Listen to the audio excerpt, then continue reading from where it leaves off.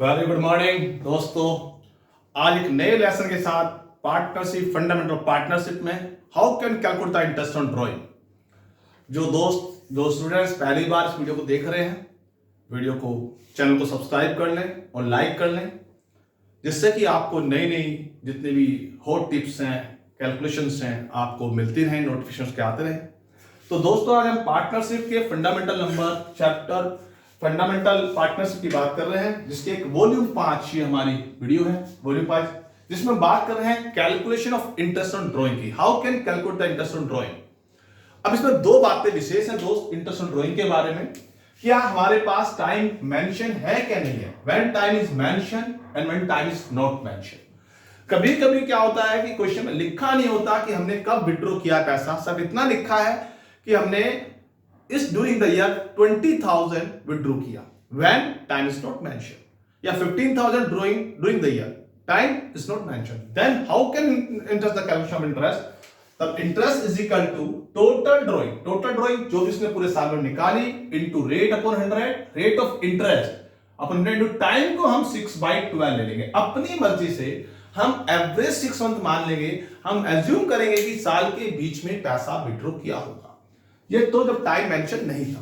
अगर time mention हो तो बहुत आसान चीज है कि टाइम मेंशन है, अब कब पैसा विड्रॉ किया उसमें डिफरेंट डेट पे या डिफरेंट टाइम पे पैसा निकाला हुआ है, तब कैसे कैलकुलेट करते हैं।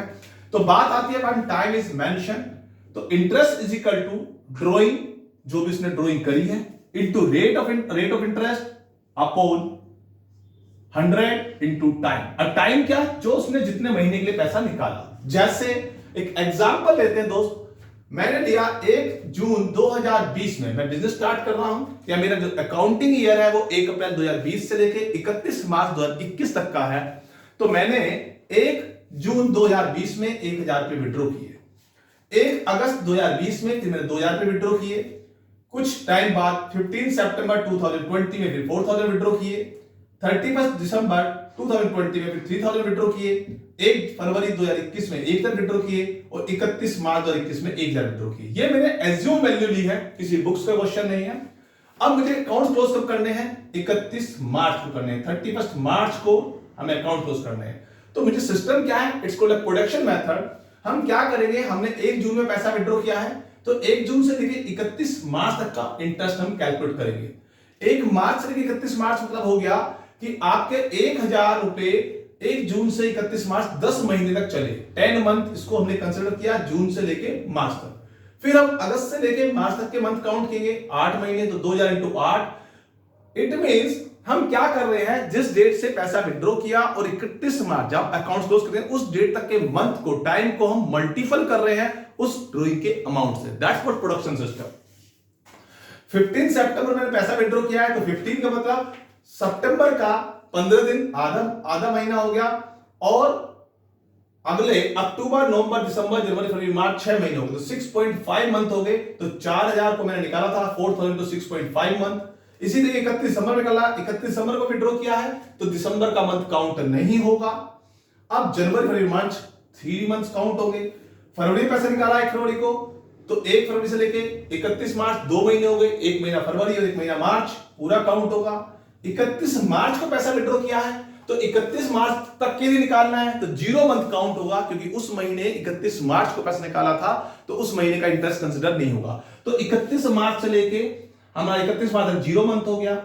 अब मैंने क्या किया, सबको मल्टीप्लाई करके टोटल प्रोडक्शन किया, 10,000, 16,000, 4 into 6 5 27,000, 3,000 3 9,000, 1,000 to 2,000 एंड दिस 0।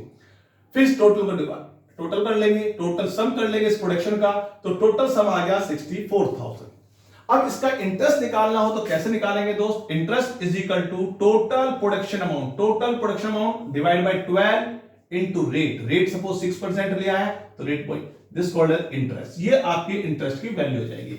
यही चीज हमने यहां निकाल करके interest equal to 64,000 upon 12 into rate upon 100। ये 6 मैंने एज्यूम किया है, अदरवाइज क्वेश्चन में गिवन होता है कि इंटरेस्ट ड्राइंग कितना कैलकुलेट करना है। ये जब आपके पास टाइम मेंशन था।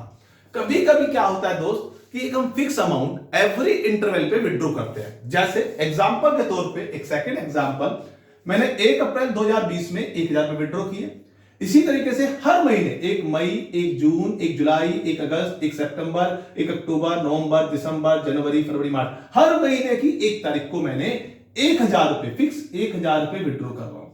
तो सिस्टम वही लगेगा दोस्त, प्रोडक्शन मेथड का इस्तेमाल किया हमने। जब 1000 रुपए लग रहे हैं तो 1 अप्रैल से लेकर 31 मार्च 12 महीने, 12 से मल्टीप्लाई कर दिया, फिर अगले के लिए 11 महीने, फिर 10 महीने, फिर 9 महीने, फिर 8, 7, 6, 5, 4, 3, 2, 1 प्रोडक्शन सिस्टम। टोटल कर लिया 78,000। तरीका वही है, total production amount 78,000 into rate upon 100 390 divide by 12। तो ये आंसर आ गया 390। लेकिन ये जब हमें पता है एक फिक्स टाइम पे निकाल रहे हैं, फिक्स अमाउंट निकाल रहे हैं और एक फिक्स इंटरवल पे निकाल रहे हैं, तो एक फार्मूला लग सकता है, एक इजी हो सकता है इसको। When fix amount, fix time, every interval और फिक्स इंटरवल के साथ पैसा निकालते हैं तो फार्मूला क्या लगता है, टोटल ड्रॉइंग। यहां पे ड्रॉइंग वर्ड यूज नहीं है बेटा, टोटल। टोटल का मतलब जैसे 12 महीने में विड्रॉ किया है तो टोटल 12,000 विड्रॉ किया है, तो टोटल ड्रॉइंग का मतलब 12,000 इंटू रेट अपॉन 100, जो भी रेट है आपका, इंटू टाइम। अब ये टाइम क्या है, टाइम बड़ा विशेष है।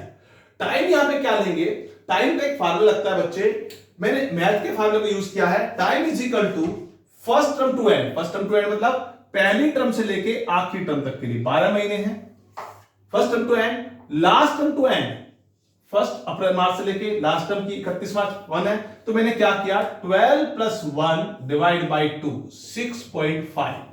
तो ये मैंने क्या किया, first term to end plus last term to end divide by time is equal to time आ जाएगा। तो जैसे इस क्वेश्चन में 6.5 आ गया। अब प्रूफ करते हैं इसको।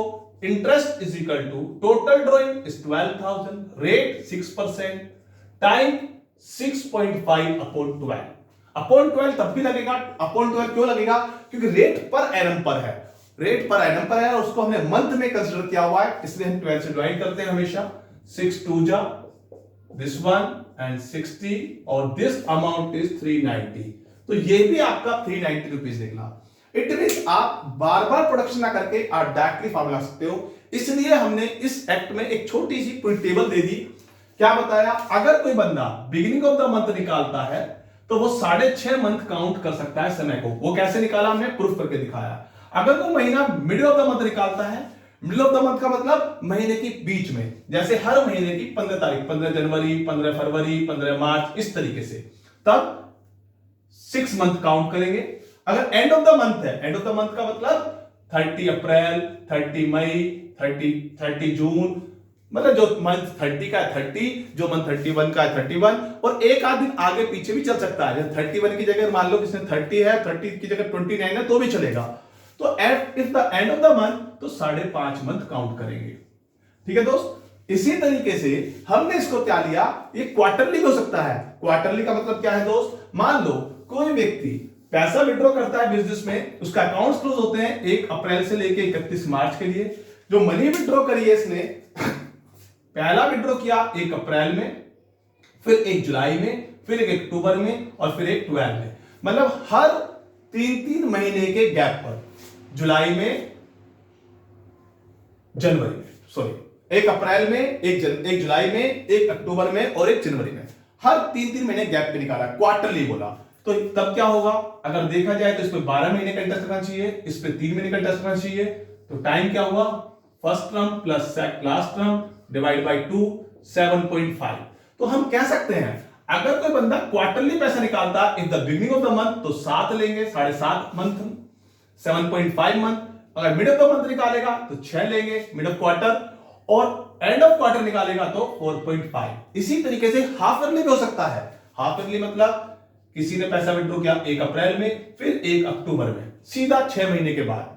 तब ऐसे में क्या करते हैं, beginning of the half yearly 9 month, mid of half yearly 9 month 6 month और end of the half month 3 month. मतलब टाइम को हम इस तरीके से काउंट कर सकते हैं।